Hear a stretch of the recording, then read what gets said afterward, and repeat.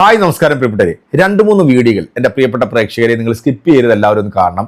നമ്മുടെ നാടിന്റെ സ്വസ്ഥതയും സമാധാനവും നശിപ്പിക്കാൻ വേണ്ടി ഇറങ്ങിയിട്ടുള്ള ക്ഷുദ്രജീവികളാണല്ലോ ഈ സംഘികളും കാസാക്കൂസന്മാരും.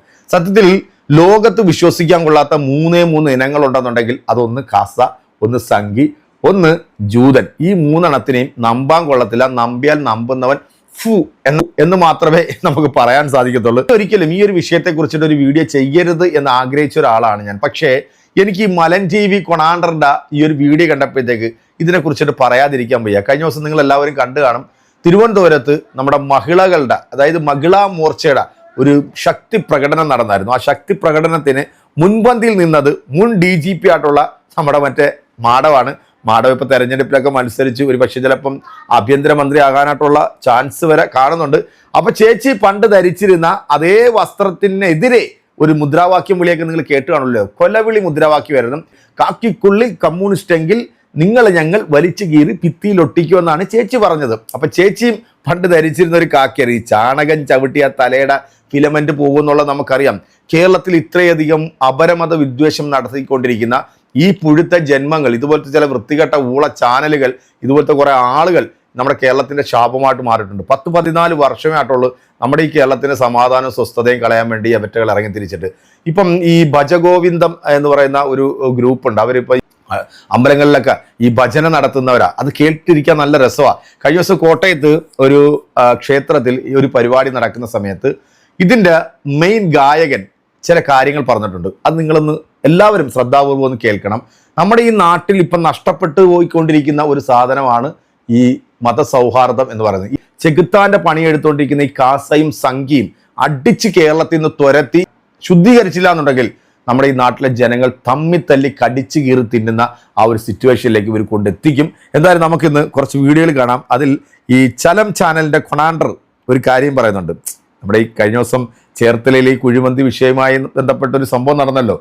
അവര് ബിസിനസിന്റെ ഭാഗമായിട്ടാണ് അതൊരെണ്ണം നടത്തിയെങ്കിലും നമ്മളെല്ലാവരും കേരളത്തിലെ പൊതുസമൂഹം ഒന്നടങ്കം പറഞ്ഞു കാണിച്ചത് പോക്കൃത്തരമാണ്, തെണ്ടിത്തരമാണ്. അത് നമ്മൾ ന്യായീകരിക്കുന്നില്ല, ഒരിക്കലും നമ്മൾ അതിനെ അംഗീകരിക്കുന്നില്ല. പക്ഷേ ഇതിനെ വിടാൻ ഇവരാരും തയ്യാറായിട്ടില്ല. അങ്ങ് ഇന്റർനാഷണൽ ലെവൽ വരെ എത്തിച്ച് ഈ കേന്ദ്ര ഏജൻസികൾ അന്വേഷണത്തിനായിട്ട് വരികയാണ്. ഇടയാക്കിയത് ഈ IS ഭീകര സംഘടനയൊക്കെ ആയിട്ട് എന്തൊക്കെയോ ബന്ധമുണ്ടെന്നൊക്കെയാണ് ലവം പറയുന്നത്. ആലപ്പുഴ ചേർത്തലയിൽ ശ്രീകൃഷ്ണ ഭഗവാനെ അവഹേളിച്ച സംഭവത്തിൽ അന്വേഷണവുമായി കേന്ദ്ര ഏജൻസികൾ. വിഷയത്തിൽ ഇന്റലിജൻസ് ബ്യൂറോ അന്വേഷണം തുടങ്ങിയതായി റിപ്പോർട്ടുകൾ. സംഭവത്തിൽ സംസ്ഥാന വ്യാപകമായി ആസൂത്രിത നീക്കം നടന്നുവെന്ന് സൂചന. ഹൈന്ദവ വിശ്വാസത്തെ അവഹേളിക്കാൻ ലക്ഷ്യമിട്ടുള്ള ഇത്തരം നീക്കങ്ങൾക്കെതിരെ കർശന നടപടി വേണമെന്നാണ് വിവിധ ഹൈന്ദവ സംഘടനകളുടെ ആവശ്യം. ആലപ്പുഴ ജില്ലയിലെ ചേർത്തലയിൽ ശ്രീകൃഷ്ണ ഭഗവാനെ അവഹേളിക്കുന്ന തരത്തിലുള്ള ദൃശ്യങ്ങൾ പ്രചരിപ്പിച്ച സംഭവത്തെ അതീവ ഗൗരവത്തോടെയാണ് കേന്ദ്ര ഏജൻസികൾ കാണുന്നത്. സംഭവത്തിൽ ഇന്റലിജൻസ് ബ്യൂറോ അന്വേഷണം ആരംഭിച്ചതായാണ് റിപ്പോർട്ടുകൾ. വിഷയത്തിൽ ഗൂഢാലോചന നടന്നിട്ടുണ്ടോ എന്നും വർഗീയ ചേരിതിരിവുണ്ടാക്കാൻ ശ്രമം നടന്നോ എന്നും ഏജൻസി പരിശോധിക്കുന്നുണ്ട്. ഈ സംഭവത്തിന് പിന്നിൽ സംസ്ഥാന വ്യാപകമായി പ്രവർത്തിക്കുന്ന ചില കേന്ദ്രങ്ങളുടെ ആസൂത്രിത നീക്കമുണ്ടെന്ന സൂചനകളാണ് പ്രാഥമിക അന്വേഷണത്തിൽ ലഭിക്കുന്നത്. സോഷ്യൽ മീഡിയ വഴിയുള്ള ദൃശ്യങ്ങളുടെ പ്രചാരണം ഇതിന്റെ ഭാഗമാണെന്നും സംശയിക്കുന്നു. മതസൗഹാർദ്ദം തകർക്കാൻ ലക്ഷ്യമിട്ടിട്ടുള്ള ഇത്തരം നീക്കങ്ങൾക്കെതിരെ കർശന നടപടി വേണമെന്നാണ് വിവിധ ഹൈന്ദവ സംഘടനകളുടെയും ആവശ്യം. ഇതിന്റെ ഭാഗമായി വർഗീയ കലാപം സൃഷ്ടിക്കാൻ കാരണമാകുന്ന ആശംസാ പരസ്യങ്ങൾ വ്യാപകമായി ഇറക്കിയവരെക്കുറിച്ച് NIA അന്വേഷിക്കണമെന്ന് ഹിന്ദു ഐക്യവേദി ആവശ്യപ്പെട്ടു. വിഷുക്കണിയായി ചെരുപ്പും മാംസാഹാരവും വെച്ച് ഉണ്ണിക്കണ്ണനെ അവതരിപ്പിച്ച പരസ്യങ്ങളെല്ലാം തന്നെ ഒരേ പാറ്റേണിലുള്ളതും സ്വഭാവത്തിലുള്ളതുമായത് ഒട്ടും ആകസ്മികമായി കാണാനാവില്ല. ഈ സംഭവത്തിലെ മതതീവ്രവാദ സംഘടനകളുടെ പങ്കും അന്വേഷണ വിധേയമാക്കണമെന്നും ഹിന്ദു ഐക്യവേദി ആവശ്യപ്പെടുന്നു. വിവിധ ഹൈന്ദവ സംഘടനകളുടെ നേതൃത്വത്തിലാണ് സമരം നടന്നതെന്ന് പറയുന്നത്. ആകെ ഈ സമരം നടത്തി തീവ്ര ഹിന്ദുത്വ നിലപാട് സ്വീകരിക്കുന്ന ഈ സംഘപരിവാർ റോളികൾ മാത്രമേ ഉള്ളൂ കേട്ടോ. ആ ചെയ്തത് തെറ്റാണ്, അത് തെമ്മാടിത്തരമാണ്. അതിനൊന്നും ഇവിടെ ആരും ന്യായീകരിച്ചിട്ടില്ല. അവൻ ഇരിക്കുന്ന കൊമ്പ് മുറിച്ചെന്നല്ലാതെ എന്ത് പറയാൻ. ലക്ഷക്കണക്കിന് രൂപ മുടക്കി ഒരു സ്ഥാപനം തുടങ്ങിയിട്ട് ഈ മനഃപൂർവ്വം ഒരു കലാപം ഉണ്ടാക്കാൻ വേണ്ടി ഇത്തരത്തിലൊരു വാർത്ത ചെയ്യുമെന്ന് എനിക്ക് എന്തായാലും തോന്നുന്നില്ല. കിട്ടിയ ചാൻസ് ഉണ്ടല്ലോ അതങ്ങോട്ട് അടിച്ച് കലക്കിട്ടുണ്ട്. എല്ലായിടത്തും വിഷം കലർത്തിക്കൊണ്ടിരിക്കാം. വളരെ മനോഹരമായിട്ട് പരിപാടികൾ നടത്തിക്കൊണ്ടിരിക്കുന്നത് ഇപ്പൊ ഇവരെ പോലും വെറുതെ വിടുന്നില്ല എന്നുള്ള അതൊന്ന് കേട്ടു നോക്കൂ.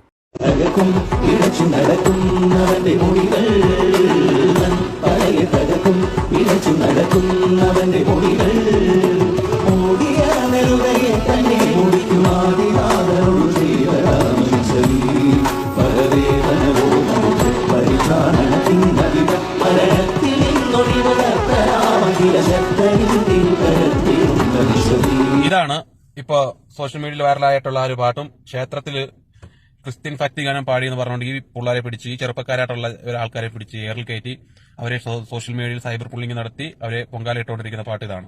ഞാനൊരു കാര്യം ചോദിക്കട്ടെ, അതിമനോഹരമായിട്ടുള്ളൊരു ഗാനം. ഇത് സത്യം പറഞ്ഞാൽ കേട്ടാൽ ക്രിസ്ത്യൻ ഡിവോഷണൽ സോങ് ആണെന്ന് ആർക്കും തോന്നത്തില്ല. എനിക്ക് ഇതുവരെ തോന്നിയിട്ടില്ല. എനിക്ക് ഇപ്പോഴാണ് മനസ്സിലായത് ഇതൊരു ക്രിസ്ത്യൻ പാട്ടാണെന്നുള്ള കാര്യം. ഞാൻ സ്ഥിരമായിട്ട് കാറിൽ കേട്ടോണ്ടിരിക്കുന്ന ഒരു പാട്ടാണ്. അത്രയും മനോഹരമായിട്ടുള്ള ഒരു പാട്ടാണ്. ഈ ഒരു ഗാനം ആ ക്ഷേത്രത്തിൽ അല്ലെങ്കിൽ ഭജനയിൽ പാടി എന്ന് പറഞ്ഞുകൊണ്ട് എന്ത് മൈരാടാ തകരാൻ പോകുന്നത് മൈരുകളെ? എന്തിനാടാ ഈ പാവങ്ങളെ ക്രൂശിക്കുന്നത് ഇങ്ങനെ? സംഗീതം എന്ന് പറയുന്നത് കലയാണ്. അതിനകത്ത് എന്തിനാടാ ജാതിയും മതവും കുത്തിക്കയറ്റുന്നത്? എന്തിനാടാ വർഗീയത കുത്തിക്കയറ്റുന്നത് മനുഷ്യന്മാരെ? അറിയാൻ വയ്യെന്ന് ചോദിക്കും. നിനക്കൊക്കെ എന്ത് പ്രാന്താണ്? നിനക്കൊക്കെ മതഭ്രാന്താണോ? ഇതുകൊണ്ട് എന്താ തകരാൻ പോകുന്നത്? എനിക്ക് മനസ്സിലാവുന്നില്ല. ഈ ഒരു പാട്ട് ക്ഷേത്രത്തിൽ പാടി, ഭജനയിൽ പാടി എന്ന് അതിമനോഹരമായ ഒരു കാര്യം, എന്താണ് അവിടെ തകരാൻ പോകുന്നത്? മനസ്സിലാവത്തോട് ചോദിക്കുകയാണ്. ഈ പറയുന്ന ഈ പ്രശ്നങ്ങൾ, ഈ പറയുന്ന ജാതി മതം പറയുന്ന നിങ്ങളോട് ചോദിക്കുകയുള്ളത്, ശബരിമല പൊന്നമ്പലം വീട്ടില് ശാസ്താവ് മണികണ്ഠ സ്വാമി അയ്യപ്പ ഭഗവാൻ ഉറങ്ങുന്നത്, അയ്യപ്പ ഭഗവാനെ ഉറക്കുന്ന പാട്ട് ഹരിവരാസനം, അത് പാടിയത് ആരാണെന്ന് അറിയാമോ? ഒരു ക്രിസ്ത്യാനായിട്ടുള്ള ആളാണ്, യേശുദാസ്. മനസ്സിലായില്ലേ? അതറിയാമോ നിനക്കൊക്കെ? എന്നിട്ടാണ് നീ കിടന്ന് കൂരി പൊട്ടിക്കുന്നത്. സംഗീതത്തിന് എന്ത് ജാതി എന്ത് മതം? മനസ്സിലാക്കുക. വർഗീയത ഇങ്ങനെ തുപ്പരുത്. മനസ്സിലായില്ലേ? ഇങ്ങനെ വർഗീയത തുപ്പുന്നത് കൊണ്ടാണ് ഈ പറയുന്ന ഒരു പാർട്ടി ആയാലും ആ ഒരു വിഭാഗത്തെയും ആളുകൾ അത്രത്തോളം നീചമായിട്ടുള്ള രീതിയിൽ കണ്ടുകൊണ്ടിരിക്കുന്നത്. അത് ഇനിയെങ്കിലും മനസ്സിലാക്കണം. ക്ഷേത്രത്തിൽ ഈ ഒരു പാട്ട് പാടി എന്ന് പറഞ്ഞാൽ അവിടെ ഒരു മതേതരമോ അവിടെ ഒന്നും തകരാനായിട്ട് പോകുന്നില്ല. മനസ്സിലായില്ലേ? 2018, 2019 പ്രളയ സമയത്ത് ഈ പറയണ ജാതിയും മതമൊന്നും ഒരുത്തന്നെ കണ്ടില്ല. ക്രിസ്ത്യാനിയുടെ പള്ളിയിൽ അഭയം പ്രാപിച്ചു ഹിന്ദുക്കളുടെ ക്ഷേത്രങ്ങളിൽ തിരിച്ചു, മുസ്ലിം പള്ളികൾ അഭയം പ്രാപിച്ചു. എല്ലാ നാനാവിധത്തിൽ പെരുന്ന മതസ്ഥരും അങ്ങോട്ടും ഇങ്ങോട്ടും ഒന്നിച്ച് അവര് നിന്നു.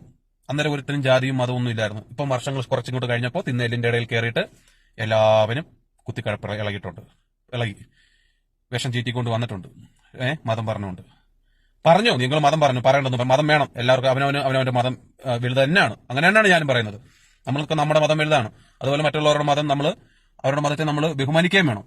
എന്ന് വെച്ചുകൊണ്ട് ഈ പറയണ വർഗീയത പറയാനായിട്ട് പാടില്ല. അതും പ്രത്യേകിച്ച് ഈ സംഗീതത്തിലൊക്കെ എന്ത് വർഗീയത, എന്ത് ജാതി, എന്ത് മതം? എത്രയോ പള്ളി പരിപാടികളിൽ ഞാൻ കണ്ടിട്ടുണ്ടല്ലോ. എന്റെ നമ്മുടെ സ്ഥലത്ത് താഴെയുള്ള പള്ളിയിൽ പാടിയിട്ടുണ്ടല്ലോ, ഭക്തിഗാനം പാടിയിട്ടുണ്ടല്ലോ പരിപാടിയിൽ. അതുപോലെ എത്രയോ പള്ളികളിൽ പിന്നെ ഭക്തിഗാനങ്ങൾ പാടുന്നുണ്ട് പള്ളി പരിപാടിയിൽ തന്നെ. അങ്ങനെ എന്തൊക്കെ അതിനകത്തൊന്നും ഈ പറയുന്ന ജാതിയോ മതമൊന്നും ഇല്ല. പിന്നെ എന്തിനാ നിങ്ങൾ കുത്തിക്കയറ്റണേ? തെറ്റാണ്. ദയവ് ചെയ്ത് ഇതിപ്പോ ഞാനിത് പറഞ്ഞുകൊണ്ട് എന്നെ കുറെ ആൾക്കാർ തെറി വിളിക്കും, ചീത്ത വിളിക്കും. മതഭ്രാന്തമുള്ള കുറെ ആൾക്കാരുണ്ട്, എല്ലാത്തിലും ഉണ്ട്, എല്ലാ വിശ്വാസത്തിലും ഉണ്ട്. എനിക്ക് മതഭ്രാന്തം എന്ന് പറയാൻ സാധനമില്ല. എനിക്ക് എന്റെ മതം വലുതാണ്. എന്റെ മതത്തെ ഞാൻ വിശ്വസിക്കുകയും ചെയ്യുന്നുണ്ട്, സ്നേഹിക്കുന്നുണ്ട്, ആദരിക്കുന്നുണ്ട്, എല്ലാം ഉണ്ട്. പക്ഷെ എനിക്ക് മതഭ്രാന്തില്ല. ഇതൊക്കെ കാണുമ്പോൾ മതഭ്രാന്ത് ഉള്ളവന്മാർക്ക് ഇതൊക്കെ സൂഹിക്കും, അല്ലാത്തവർ ഇതിനെതിരെയൊക്കെ പ്രതികരിക്കും. എന്ത് രസമാണല്ലേ അത് കേൾക്കാൻ. ആ പൊതുപരിപാടിയിൽ സാംസ്കാരിക മേഖലയിൽ നിന്നുള്ളവരും പല ഉദ്യോഗസ്ഥന്മാരെല്ലാം ഉള്ള ഒരു വലിയൊരു പ്രോഗ്രാമായിരുന്നു. ഈ പ്രോഗ്രാമിനകത്തേക്കാണ് നമ്മുടെ കേരളത്തിന്റെ വിഷം വമിക്കുന്ന ആ വിഷകല ഒരു കലക്കിയത്. ക്ഷേത്ര കമ്മിറ്റി പൂർണ്ണ പിന്തുണയാണ് ഈ ഭജഗോവിന്ദൻ ടീമിന് കൊടുത്തിരിക്കുന്നത്. കാരണം അത് കേൾക്കാൻ വന്ന ആളുകളൊക്കെ വളരെ ആസ്വദിച്ചിട്ടാണ് ആ ഒരു പ്രോഗ്രാം കാണുന്നില്ലേ. പക്ഷെ നമ്മുടെ കേരളത്തിൽ എല്ലാത്തിലും വർഗീയത കണ്ടെത്തുന്ന കുറെ വൃത്തികെട്ട മനസ്സിനുടമയായിട്ടുള്ള മനുഷ്യന് പിറക്കാത്ത ചില പുഴുത്ത ജന്മങ്ങളാണ് നമ്മുടെ കേരളത്തിന്റെ സ്വസ്ഥതയും സമാധാനവും കളഞ്ഞുകൊണ്ടിരിക്കുന്നത്. എന്തായാലും എൻ്റെ പ്രിയപ്പെട്ട പ്രേക്ഷകരെ, നമ്മളെല്ലാവരും ആ ഒരു പഴയ കാലഘട്ടത്തിലേക്ക് പോകേണ്ടത് അനിവാര്യമായിരിക്കുന്നു. കാരണം ഇന്ന് എവിടെ നോക്കിയാലും ജാതിയുടെയും മതത്തിന്റെയും പേരിൽ തമ്മി തല്ലുകയും കലയിലും ഭക്ഷണത്തിലും വസ്ത്രത്തിലുമൊക്കെ മതം കണ്ടെത്തി ഇവിടെ മനുഷ്യനെ ഭിന്നിപ്പിക്കാൻ ശ്രമിച്ചുകൊണ്ടിരിക്കുന്ന ഈ ക്ഷുദ്രജീവികളെ നമ്മളെല്ലാവരും ഒറ്റക്കെട്ടായി നിന്ന് ചെറുത്തു തോൽപ്പിക്കേണ്ട ഒരു കാലഘട്ടം അനിവാര്യമായിരിക്കുന്ന ഈ ഒരു സാഹചര്യത്തിൽ നമ്മൾ വളരെ ശ്രദ്ധാപൂർവം വേണം ഓരോ കാര്യങ്ങളും ചെയ്യാൻ. എന്തായാലും ദേശീയ ഏജൻസി വരെ അന്വേഷണവുമായിട്ട് ഇങ്ങോട്ട് വന്നിട്ടുണ്ട്. ആ ഒരൊറ്റ പോസ്റ്ററിന്റെ പേരിൽ അതിന് എവിടം വരെ അന്വേഷണം എത്തും അല്ലെങ്കിൽ എവിടം വരെ പോകും എന്നുള്ളതൊക്കെ നമുക്ക് കാത്തിരുന്ന് തന്നെ കാണാം. അടുത്തൊരു വീഡിയോ നമുക്ക് വീണ്ടും കാണാം. അതുവരേക്കും എല്ലാവർക്കും ബൈ.